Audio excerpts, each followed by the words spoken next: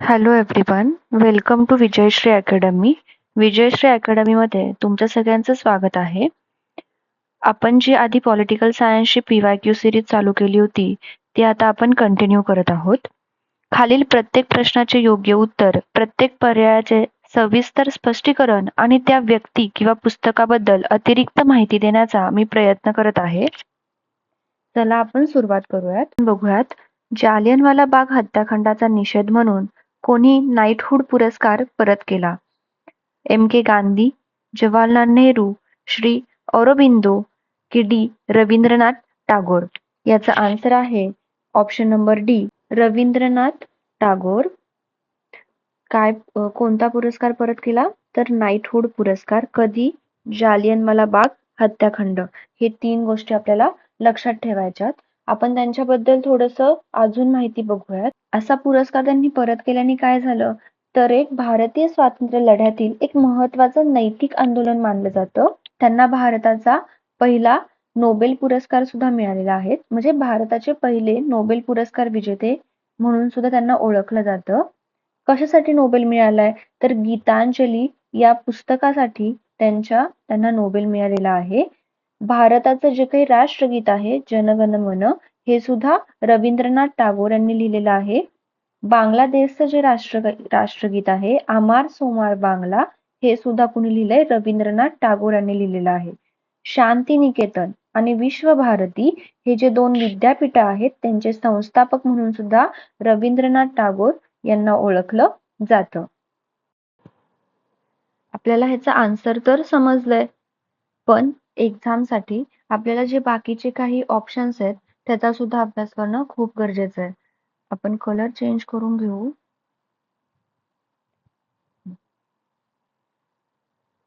आपण पहिलं जे काही ए ऑप्शन आहे त्यांच्याबद्दल माहिती घेऊयात. कोण आहेत? तर MK गांधी, म्हणजेच कोण? महात्मा गांधीजी. तर त्यांना सुद्धा काय मिळालं होतं? तर एक मेडल मिळालं होतं. त्याचं नाव काय आहे? तर केसरे हिंद. काय मिळालं होतं? केसरे हिंद नावाचं मेडल मिळालं होतं, जे की त्यांनी जालियनवाला बाग हत्याकांडाचा निषेधार्थच परत केलंय ब्रिटिशांना. अजून आपण महात्मा गांधींबद्दल काय माहिती पाहिजे आपल्याला? तर त्यांना राष्ट्रपिता असं म्हणतात. त्यांना महात्मा ही काय दिलीये? पदवी किंवा उपाधी दिलेली आहे असं आपण म्हणू शकतो. त्यांनी काय केलंय? तर सत्याग्रह ही जी काही हा जो काही मार्ग आहे शांततेचा, तो भारताला त्याची ओळख करून दिलेली आहे. त्यांनी चंपारण्य सत्याग्रह केला, खेडा सत्याग्रह, असहकार आंदोलन, दांडी यात्रा, भारत छोडो आंदोलन, हे सगळं महात्मा गांधींबद्दल आपल्याला माहिती पाहिजे. दुसरं आहे ते म्हणजे जवाहरलाल नेहरू. जवाहरलाल नेहरू हे स्वतंत्र भारताचे पहिले पंतप्रधान होते. पंचशील तत्वांचा प्रसार त्यांनी केलाय. जे काही आपलं युनिट नंबर 6 आहे इंटरनॅशनल रिलेशन्स, त्याच्यामध्ये आपल्याला पंचशील तत्वांचा क्वेश्चन आलेला दिसून येतो. तर ते कुणी त्याचा प्रसार केलाय? जवाहरलाल नेहरू यांनी. त्यांनी अजून काय केलंय? नियोजन आयोगाची स्थापना केलेली दिसते. आधुनिक भारताचे शिल्पकार म्हणून सुद्धा आपण काय करतो? जवाहरलाल नेहरूंना ओळखतो. त्यांची काही पुस्तकं आहेत जी आपल्याला माहिती पाहिजे. Discovery of India, glimpses of world history and autobiography, ही त्यांची काय आहेत? फेमस पुस्तकं आहेत.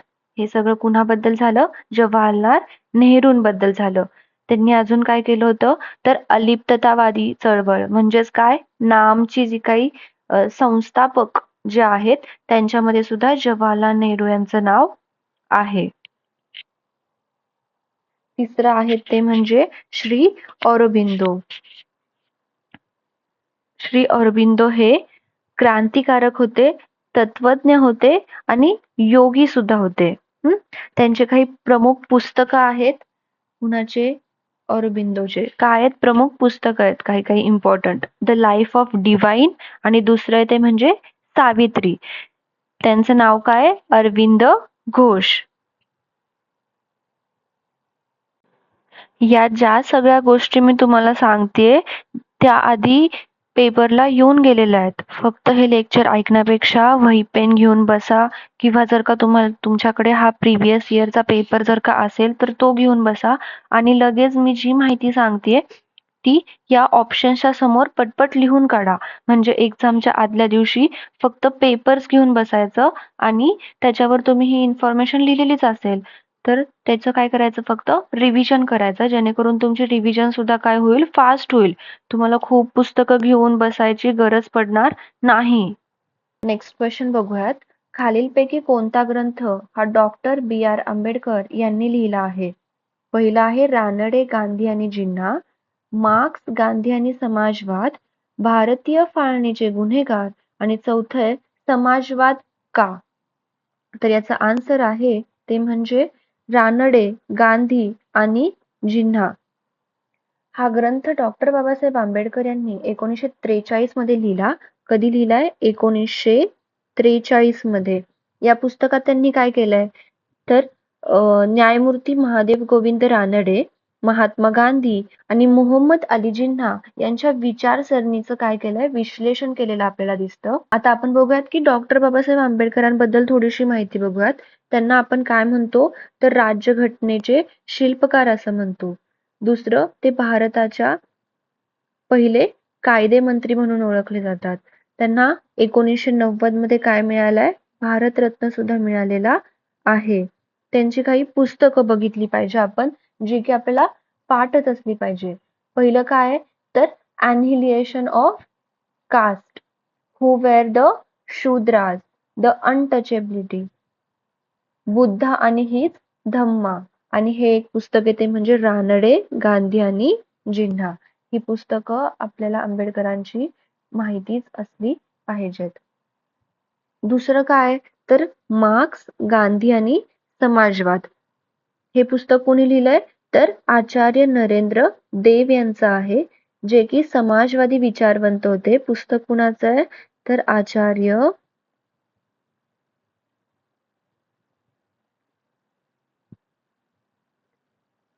नरेंद्र देव यांचा आहे. ते समाजवादी विचारवंत होते. काँग्रेस समाजवादी पक्षाचे ते संस्थापक नेते आहेत आणि भारतीय समाजवादी चळवळीतील महत्वाचे व्यक्तिमत्व म्हणून आपण आचार्य नरेंद्र देव यांच्याकडे बघतो. त्याच्यानंतर भारतीय फाळणीचे गुन्हेगार हे पुस्तक डॉक्टर राम मनोहर लोहिया यांनी लिहिले. कुणी लिहिलंय हे तर लोहिया यांनी लिहिलेलं पुस्तक आहे.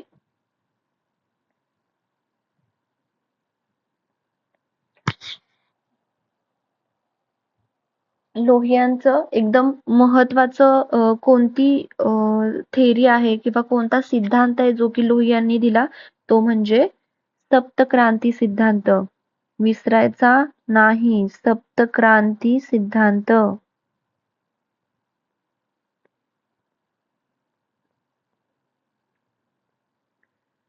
त्याच्यानंतर अजून एक संकल्पना दिली त्यांनी, कोणती दिलीये तर चौखंबा राज्य संकल्पना. याच्यावर क्वेश्चन पडतातच. चौखंबा राज्य संकल्पना.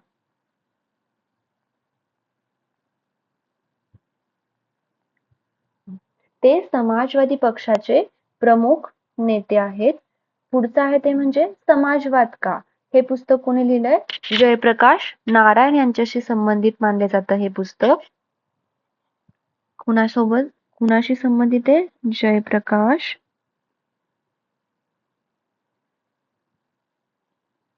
नारायण.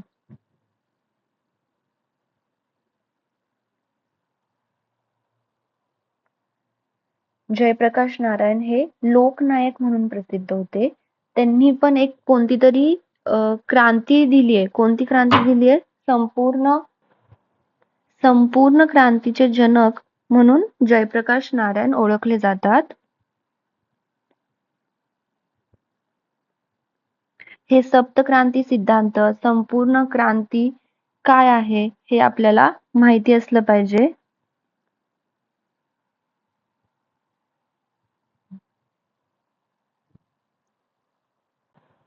आता बघा, या एका क्वेश्चन वरून आपले किती क्वेश्चन्स कव्हर होतात. पहिलं आपल्याला समजलं, आपण आंबेडकरांबद्दल माहिती बघितली, आपल्याला त्यांचा ग्रंथ समजला आणि मी माहिती सांगताना त्यांचे बाकीचे पुस्तकं सुद्धा तुम्हाला सांगितलेली आहेत. नंतर आपल्याला समजलं मार्क्स, गांधी आणि समाजवाद हा जो काही ग्रंथ आहे तो कोणी लिहिला. तिसरं आपल्याला कळालंय की लोहिया जे आहेत त्यांची काय आहे, सप्तक्रांती सिद्धांत आहे, चौखंबा राज्य संकल्पना त्यांनी दिलेली आहे. आणि चौथं आहे ते म्हणजे जयप्रकाश नारायण, ज्यांनी काय सांगितली आहे, संपूर्ण क्रांती सांगितलेली आहे. हे जे काही सिद्धांत, क्रांती आपण जे काही वेगळं लेक्चर घेऊयात इंडियन पॉलिटिकल थिंकर्स, त्याच्यामध्ये हे सगळं आपण बघूयात डिटेलमध्ये. आपण आता नेक्स्ट क्वेश्चन बघूयात. खालीलपैकी अयोग्य विधान ओळखा. जवाहरलाल नेहरू हे पंचशील धोरणाचे शिल्पकार होते. बाळ गंगाधर टिळक यांनी संमती वयाच्या कायद्याचा विरोध केला. जयप्रकाश नारायण यांनी चौखंबा राज्य ही संकल्पना मांडली आणि M.K. गांधी यांनी विश्वस्त संकल्पना मांडली. आता पहिल्या क्वेश्चनच्या मी एक्सप्लेनेशन मध्ये तुम्हाला काय सांगितलं की जवाहरलाल नेहरू यांनी पंचशील तत्वांचा काय केलेला आहे, प्रसार केलेला आहे. आता हे पंचशील जे काही धोरण आपण म्हणतोय तर ते कधी झालं होतं, 1954 मध्ये भारत आणि चीन यांच्यात झालेल्या करारातून काय झालं, पंचशील तत्वांचा विकास झालेला दिसतो आपण. त्यावेळेस भारताचे पंतप्रधान हे पंडित जवाहरलाल नेहरू होते, म्हणून हे विधान बरोबर आहे की पंचशील धोरणाचे शिल्पकार पंडित जवाहरलाल नेहरू हे होते. दुसरं आहे ते म्हणजे बाळ गंगाधर टिळक यांनी संमती वयाच्या कायद्याचा विरोध केला. 1891च्या एज ऑफ कन्सेंट ऍक्टने मुलींचे वैवाहिक वय किमान त्यांनी काय केलं की वैवाहिक जे काही वय आहे ते किमान वय काय केलं, त्यांनी वाढवलं. टिळकांनी सामाजिक सुधारणेला नाही तर ब्रिटिश सरकारच्या धार्मिक सामाजिक बाबतीतील हस्तक्षेपाला काय केलाय, विरोध केलेला दिसून येतो. म्हणजेच हे विधान पण काय दिसतंय आपल्याला की बरोबर आहे असं दिसत आहे. तिसरं ऑप्शन ते म्हणजे जयप्रकाश नारायण यांनी चौखंबा राज्य ही संकल्पना मांडली. खरं तर चौखंबा राज्य ही संकल्पना जी आहे ती आपण जो काही अभ्यास करतो त्याच्यामध्ये लोहिया यांनी मांडलेली आपल्याला दिसते, जी की मी तुम्हाला वरती जे काही क्वेश्चन्स होते त्याच्या एक्सप्लेनेशन मध्ये सुद्धा सांगितलेलं आहे की लोहियांनी कोणत्या कोणत्या संकल्पना मांडल्या ते. त्याच्यामध्ये काय चौखंबा राज्य ही संकल्पना मांडली. तर हे जे काही ऑप्शन आहे तो मला चुकीचा वाटतो. डी जे आहे ते आहे M.K. गांधी यांनी विश्वस्त संकल्पना मांडली. बरोबर आहे, महात्मा गांधीजींनी काय केलंय, विश्वस्त ही संकल्पना मांडलेली आहे. आता ह्या विश्वस्त संकल्पना काय आहे किंवा चौखंबा राज्य ही संकल्पना काय आहे हे आपण जेव्हा तो टॉपिक शिकू त्याच्यामध्ये मी तुम्हाला एक्सप्लेन करेलच. तर हे पण विधान काय आहे, बरोबर. तर आयोगाने याचा आन्सर बी दिलेला आहे, पण माझ्या मते याचा आन्सर काय असलं पाहिजे, सी. जर का आयोगाने त्यांच्या उत्तरपत्रिकेमध्ये असं दिलंय की जयप्रकाश नारायण यांनी चौखंबा राज्य ही संकल्पना मांडली तर आपण आपल्या नोट्समध्ये हे ऍड करून घेतलं पाहिजे. कारण की जेव्हा आपण आन्सर की ही रिचेकिंगला टाकू शकतो एखादा क्वेश्चन, त्याच्यामध्ये आपण हे देऊ शकतो, प्रूफ म्हणून हे आपण देऊ शकतो की तुम्हीच आधी तुमच्या पेपरमध्ये जयप्रकाश नारायण यांनी चौखंबा राज्य ही संकल्पना मांडली, हे आन्सर बरोबर दिलेलं आहे. आता आपण नेक्स्ट क्वेश्चन बघूयात. काम, अर्थ, धर्म आणि मोक्ष ही मनुष्याची 4 उद्दिष्टे आहेत असे कोण म्हणाले? दीनदयाल उपाध्याय, राम मनोहर लोहिया, जयप्रकाश नारायण की पेरियारी व्ही रामस्वामी. तर याचा आन्सर आहे ते म्हणजे दीनदयाल उपाध्याय. हे दीनदयाल उपाध्याय आहेत, त्यांनी काय केलंय, एकात्म मानवतावाद काय केलंय, एकात्म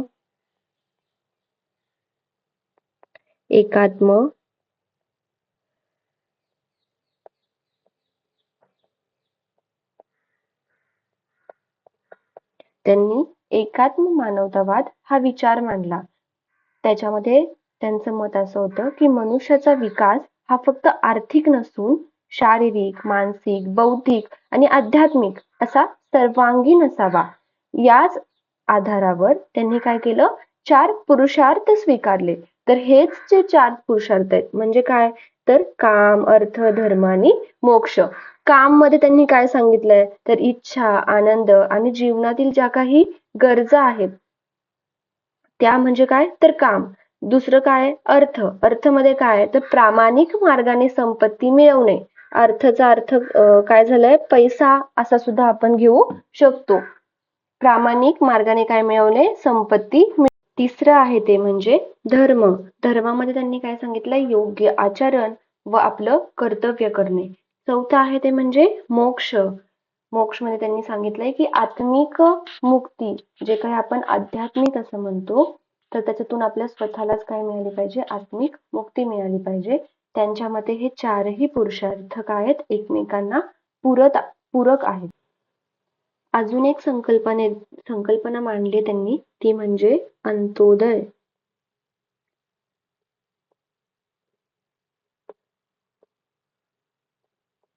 आपण वेगवेगळ्या योजनांमध्ये हे नाव बघतो का, तर याचा अर्थ असा आहे की समाजातील शेवटच्या व्यक्तीचा विकास सुद्धा झाला पाहिजे. दीनदयाल उपाध्यायांच्या आपल्याला एकात्म मानवतावाद आणि अंत्योदय या 2 संकल्पना माहिती पाहिजेत.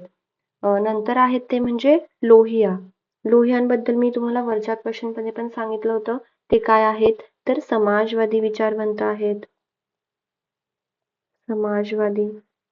अजून मी त्यांच्याबद्दल काय सांगितलं होतं, ते म्हणजे चौखंबा राज्य.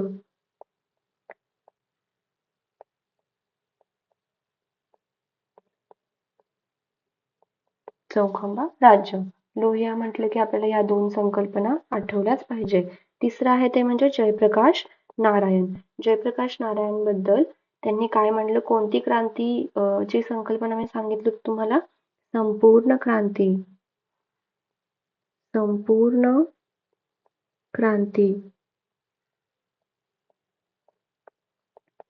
त्यालाच आपण म्हणतो टोटल रिव्हॉल्युशन.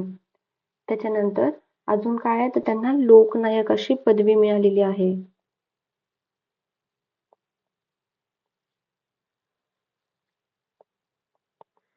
नंतर वरच्या क्वेश्चन मध्ये आयोगाने काय आन्सर बरोबर दिलंय, तर चौखंबा राज्य ही संकल्पना जयप्रकाश नारायणांशी त्यांनी जोडलेली आहे. तर ते आपण आता आपल्या नोट्स मध्ये ऍड करून घेणार आहोत. चौथं आहे ते म्हणजे पेरियार रामास्वामी. त्यांच्याबद्दल काय, तर ते जाती व्यवस्था आणि धार्मिकतेच्या विरोधक होते. काय, तर जाती व्यवस्था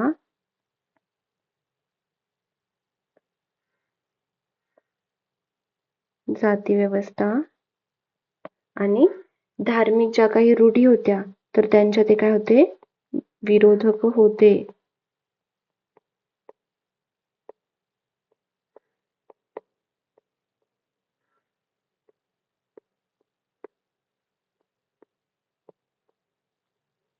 विरोधी. त्याच्यानंतर सगळ्यात महत्वाची गोष्ट यांच्याबद्दल आपण काय लक्षात ठेवणार, तर सेल्फ रिस्पेक्ट मुवमेंटचे ते काय आहेत, संस्थापक आहेत. पेरियार हे सेल्फ रिस्पेक्ट मुवमेंटचे संस्थापक आहेत. याच्यावर क्वेश्चन येतोच येतो.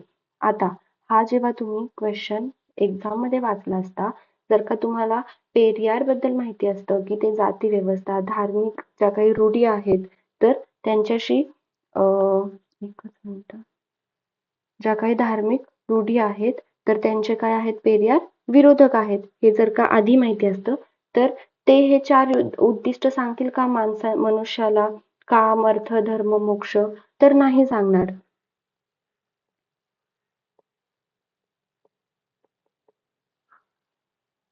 याचा आन्सर काय आहे, आता एकात्म मानवतावाद ही जी काही संकल्पना आहे, याच्यामध्येच तुम्हाला कळालं असतं की आन्सर हे दीनदयाल उपाध्याय आहे. आपण आता नेक्स्ट क्वेश्चन बघूयात. कोणत्या भारतीय राजकीय विचारवंताने द लीग ऑफ रॅडिकल काँग्रेसमनची स्थापना केली? जवाहरलाल नेहरू, एम के गांधी, एम एन रॉय की पंडिताबाई रमाबाई? ठीक आहे, तर याचा आन्सर काय आहे, एम एन रॉय यांनी काय केलंय, द लीग ऑफ रॅडिकल काँग्रेसमॅनची स्थापना केलेली आहे. आता जवाहरलाल नेहरूंबद्दल आपण वरच्या ऑप्शन मध्ये किंवा महात्मा गांधीजींबद्दल सुद्धा आपण काय केलंय, वरच्या ऑप्शन्स मध्ये थोडी त्यांची इन्फॉर्मेशन बघितलेली आहे. आता आपण एम.एन. रॉय यांच्याबद्दलची इन्फॉर्मेशन बघूयात. त्यांनी काय केलंय तर 1939 मध्ये या लीग ऑफ रॅडिकल काँग्रेसमेनची स्थापना केली. नंतर त्यांनी रॅडिकल डेमोक्रेटिक पार्टीची सुद्धा स्थापना केलेली दिसते. त्यांनी एक संकल्पना मांडलेली दिसते आपल्याला, ती म्हणजे रॅडिकल ह्युमॅनिझम. काय म्हणजेच त्याला आपण काय म्हणतो, नव मानवतावाद. नव मानवतावाद ही काय केली आहे त्यांनी, एक संकल्पना मांडलेली आहे. पुढे आहे ते म्हणजे पंडिता रमाबाई. त्यांनी काय केलंय, क्वेश्चन येऊन गेलेला आहे. त्यांनी काय केलंय, आर्य महिला समाजाची स्थापना केलेली आहे. आर्य महिला समाज. आर्य महिला समाज. तसंच त्यांनी काय केलंय, विधवा स्त्रियांच्या शिक्षणासाठी सुद्धा कार्य केलेलं दिसतं आपल्याला. दुसरं ते म्हणजे शारदा सदन. यावर क्वेश्चन येऊन गेलेले आहेत. हे आपल्या नोट्स मध्ये ऍड करून घ्यायचं. याचा आन्सर काय, एम.एन. रॉय. आपण हे बाकीच्यांबद्दल एक्स्ट्राची इन्फॉर्मेशन सुद्धा बघतोय की त्यांच्यावर सुद्धा क्वेश्चन कोणत्या प्रकारचे आलेले आहेत किंवा कोणत्या प्रकारचे क्वेश्चन येऊ शकतात. नेक्स्ट क्वेश्चन बघूयात. ते म्हणजे राजकीय विचारवंत बर्नी याने कोणता ग्रंथ लिहिला आहे. पहिले ते म्हणजे Tarikh-e Firozshahi, the causes of the Indian revolt, Asar us संदीद की जावेद नामा. तर यांनी काय लिहिलंय, तारिक ए फिरोजशाही हा ग्रंथ लिहिलेला आहे. दिल्ली सल्तनतच्या इतिहासाचा हा काय महत्वाचा स्रोत मानला जातो. दिल्ली सल्तनतच्या इतिहासाचा महत्वाचा स्रोत मानला जातो. यामध्ये त्यांनी काय केलंय तर जे काही खिलजी आणि तुघलक काळातील वर्णन केलेले आपल्याला दिसून येते. अजून एक त्यांचा ग्रंथ लक्षात ठेवायचा, ते म्हणजे फतवाए जहानदारी. फतवाए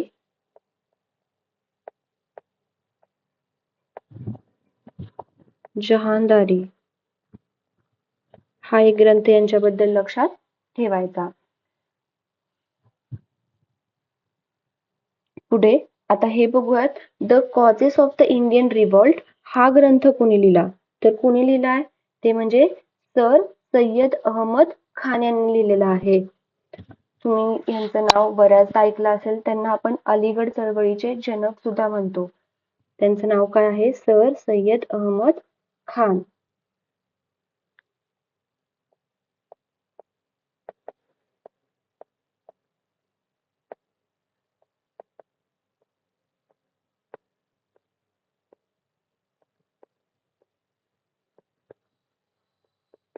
यांनाच आपण काय म्हणतो, अलीगड चळवळीचे जनक असं म्हणतो.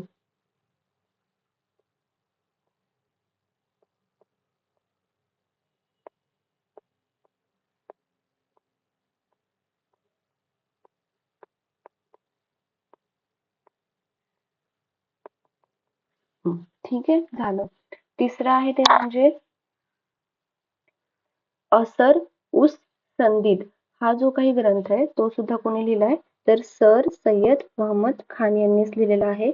या ग्रंथामध्ये त्यांनी काय केलंय तर दिल्लीच्या ज्या काही ऐतिहासिक वास्तू आहेत त्यांचं वर्णन या ग्रंथामध्ये त्यांनी केलेलं दिसून येतं आपल्याला. आणि द कॉजेस ऑफ इंडियन रिव्हॉल्ट याच्यामध्ये त्यांनी जो काही 1857 ला जो काही उठाव झाला त्याची कारण त्यांनी द कॉजेस ऑफ इंडियन रिव्हॉल्ट मध्ये दिलेले दिसून येतात.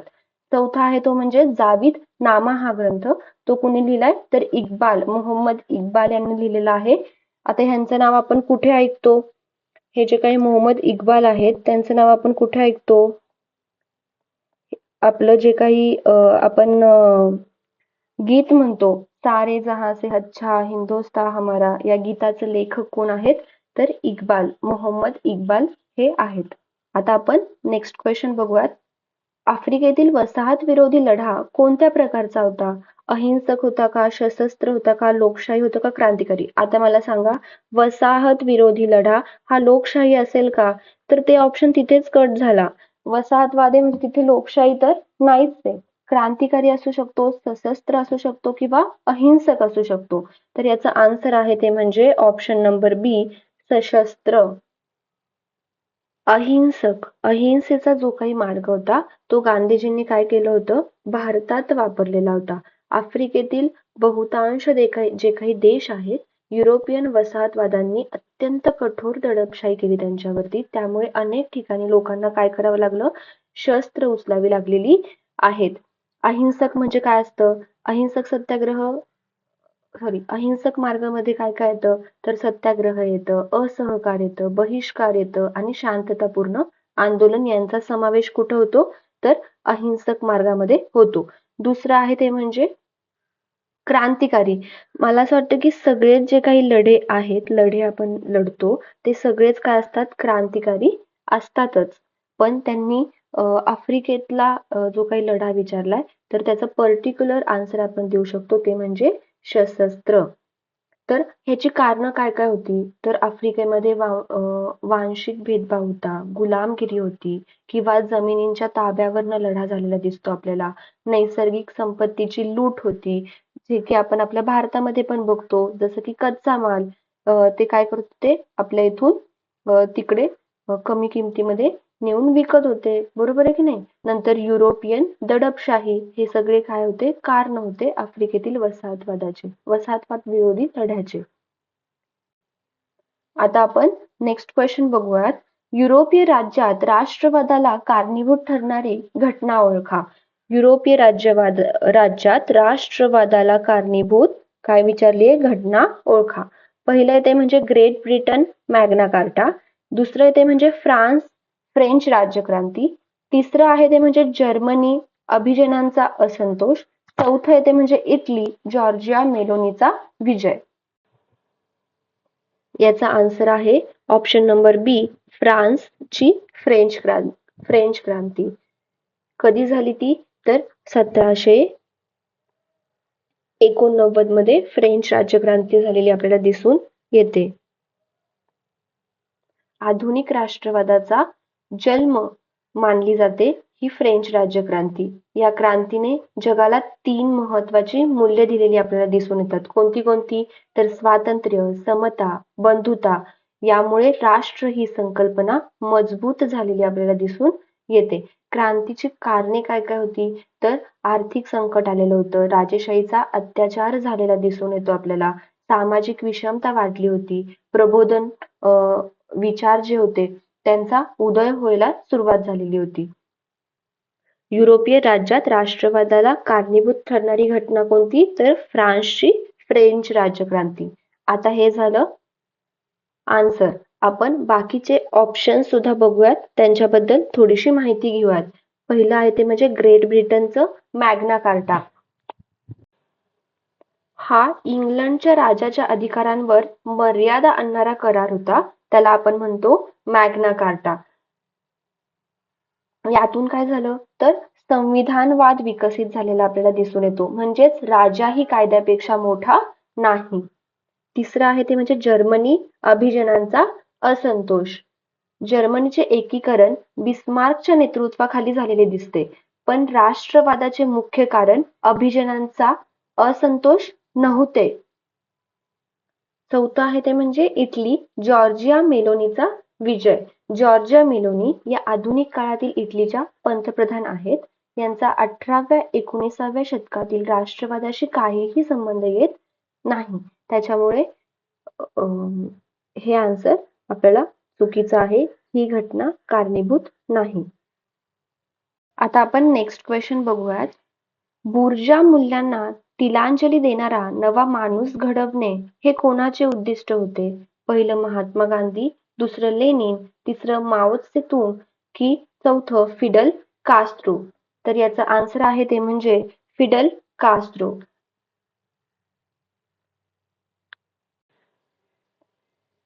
याचं आन्सर आहे ते म्हणजे फिडल कास्ट्रो. क्युबाच्या क्रांतीनंतर फिडेल कास्ट्रो यांच्या नेतृत्वाखाली समाजवादी समाज निर्माण करण्याचा प्रयत्न केला गेला. यामध्ये भांडवलशाही मूल्यांचा त्याग करणं, समाजवादी विचार ऍक्सेप्ट करणं किंवा सामूहिक हित बघणं न्यू मॅन घडवण्यावर त्यांनी काय दिलाय, विशेष भर दिलेला आपल्याला दिसतो. त्याच्यात आपल्याला इम्पॉर्टंट काय लक्षात ठेवायचं, तर न्यू मॅन, नवा माणूस, आणि दुसरं लक्षात ठेवायचं ते म्हणजे क्युबन क्रांती. काय लक्षात ठेवायचं, तर क्युबन क्रांती.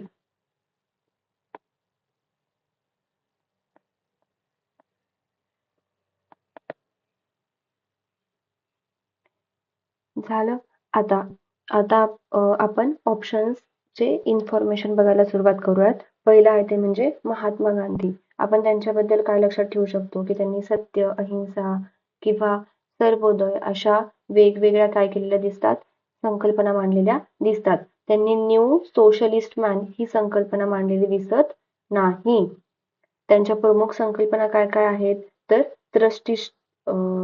विश्वस्त संकल्पना किंवा सर्वोदय संकल्पना, स्वराज्य संकल्पना आणि सत्याग्रह संकल्पना या महात्मा गांधींच्या आहेत. दुसरं आपण बघतोय ते म्हणजे आता लेनिन. लेनिन यांनी रशियन क्रांतीचं काय केलंय, नेतृत्व केलेले आहे. रशियन क्रांतीचे नेतृत्व. रशियन क्रांती. दुसरं लक्षात ठेवायचं, समाजवादी राज्याची स्थापना केलेली दिसून येते. समाजवाद.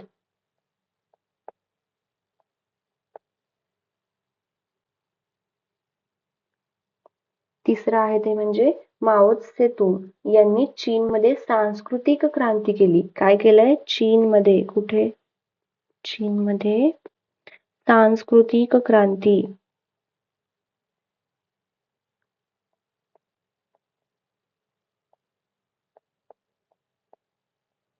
क्रांती केलेली आपल्याला दिसून येते. त्यांनी साम्यवादाचा प्रचार केलेला दिसतो आपल्याला. साम्यवाद.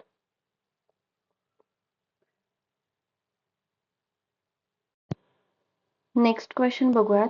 पाकिस्तानातील शेवटचा लष्करी हुकुमशहा कोण होता, तर याचा आन्सर आहे परवेज मुशर्रफ हे शेवटचे लष्करी हुकुमशहा होते पाकिस्तानचे.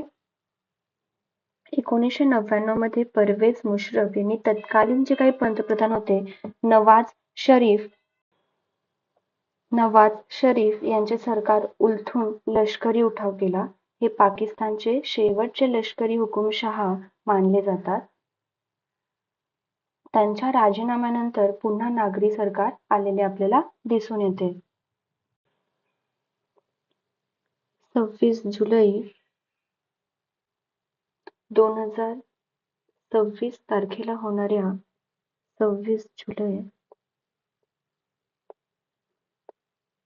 2026 तारखेला होणाऱ्या एक्झाम मध्ये तुम्हाला जास्तीत जास्त गुण मिळावेत आणि तुमची तयारी शेवटच्या क्षणापर्यंत योग्य पद्धतीने व्हावी, याच उद्देशाने आपण ही संपूर्ण सिरीजची सुरुवात केली आहे. त्यामुळे प्रत्येक व्हिडिओ शेवटपर्यंत नक्की पहा. जे मुद्दे सांगितले आहेत त्यांची नियमित प्रॅक्टिस करा आणि एकही पाठ मिस करू नका.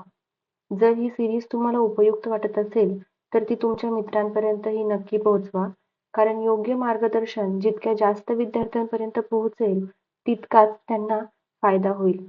आता पुढच्या व्हिडिओमध्ये आणखी महत्त्वाचे क्वेश्चन्स, एक्सपेक्टेड टॉपिक्स आणि एक्झाम स्ट्रॅटर्जी घेऊन भेटूयात. तोपर्यंत अभ्यास सुरू ठेवा, स्वतःवर विश्वास ठेवा आणि 26 तारखेला तुमचा सर्वोत्तम परफॉर्मन्स द्या. Thank you.